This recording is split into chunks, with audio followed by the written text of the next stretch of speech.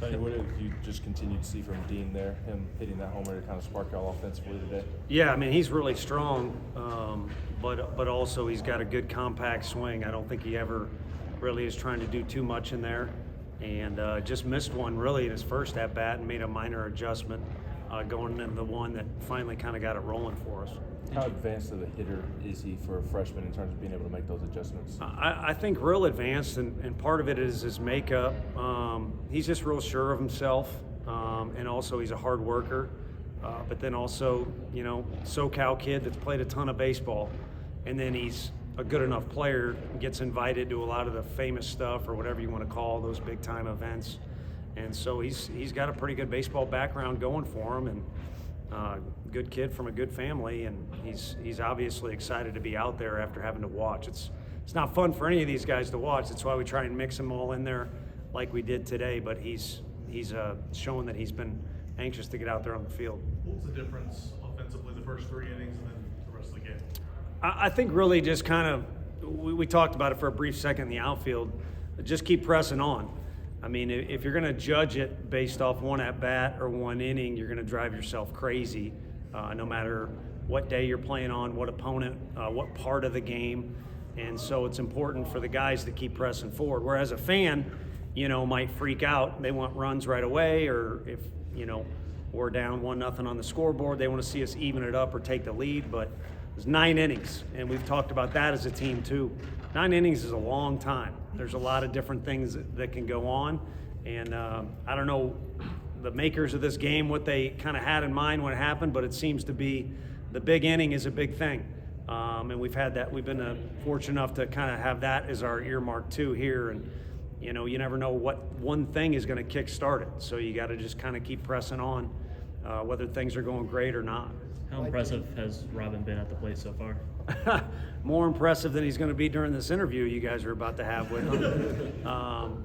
I think, you know, I don't know. I hate to go on a tangent. I travel a lot, and I always just kind of, if people don't speak English, I kind of, you know, I guess just go to the Google Translate or whatever. But for somebody that's new to this area, and English is actually their second language, he's just been a remarkable kid in general, in the locker room and in the dugout.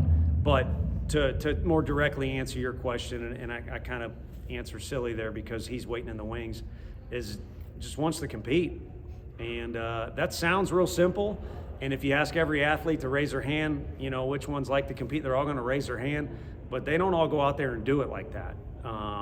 It's, you know, when it feels good or when things are going good, or it's got an asterisk next to it. And he's one kid we have that there's no special circumstances that come with him coming to the park and being fired up and ready to rock and roll. And that's why he makes our team better, regardless if he's, you know, getting hits or making plays. Why do you think this team has had the tendency for those big innings so far this year? You know, it's kind of nature of the beast with the game, but also it's been a group, I think, that kind of feeds off one another, and when a couple guys do well or when something goes right, those positive thoughts get going in the right direction, so it bears the follow-up, or it kind of brings up the follow-up question, you know, what do you got to do to maybe kind of be more consistent, or as we talk about, you know, spread the butter on the toast a little more evenly, and I don't have those answers either. But if you look at the way you break down at-bats, whether they were beneficial to the team or not, or if guys are giving away at-bats, we've had an awful lot of good quality at-bats out of our guys, and we always tell them the results will come and go. But I would focus more on the positive end of that. I think it's an explosive offense that maybe just needs to get a little better at finding some consistency when that, you know, big inning isn't occurring. What would you assess Beam's outing? Good. Kind of the usual deal. I think we're playing a lineup that shows you they don't care what the score is. They don't care what the temperature is. They don't care, you know, who we got out there on the mound. They're going to get in the box and compete, and they got good flat swings. They're going to be aggressive. They've laid off a couple good pitches out of a couple of our guys that had a lot of strikeouts last week. So he got in there and did what he needed to do. I mean, I would like to see him go 6 innings, but the one inning dragged on a little bit. We were able to separate ourselves. We make one more play for them, you know, maybe the statistics are even a little bit better or something to be juiced about, but I'm pretty happy with just seeing him go out there. And then you kind of get something around this, no matter who we're playing or what day he throws.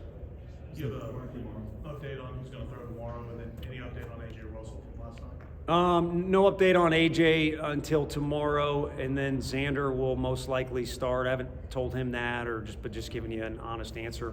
We'll probably use him. We'll definitely use Snead. We had Snead about ready to go in this game. Circumstances changed a little bit, but Snead and Phillips are ready to go, and Banky's the guy we need to get in the game tomorrow. And even though Schaefer and Dallas started during the midweek, those guys should both be ready. So we feel good about having everybody, that we can to throw at those guys. What have you seen from Dalton early on? He had the hit today, but a couple of balls in Houston or Dallas that were barely fouled. Just what have you seen from him early on? Yeah, in January and February, if you were to ask the coaches who swung it the best, he might have got more votes than anybody else. I think we had that conversation one day, and there's about 3 or 4, but he might have swung it as well as anybody. And, we kind of learned Texas Tech's guy real well, and we decided to go with the lineup we did, and all of a sudden you're not in there when you've been hitting the ball that well. You could pout a little bit, feel sorry for yourself, quit working.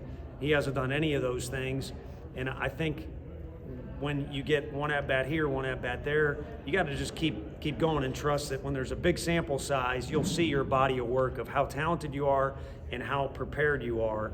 And again, you give that guy 100 at-bats, you guys will all see that. But it's been kind of here, and today was nice. He got to start and be out there for almost the duration of the game.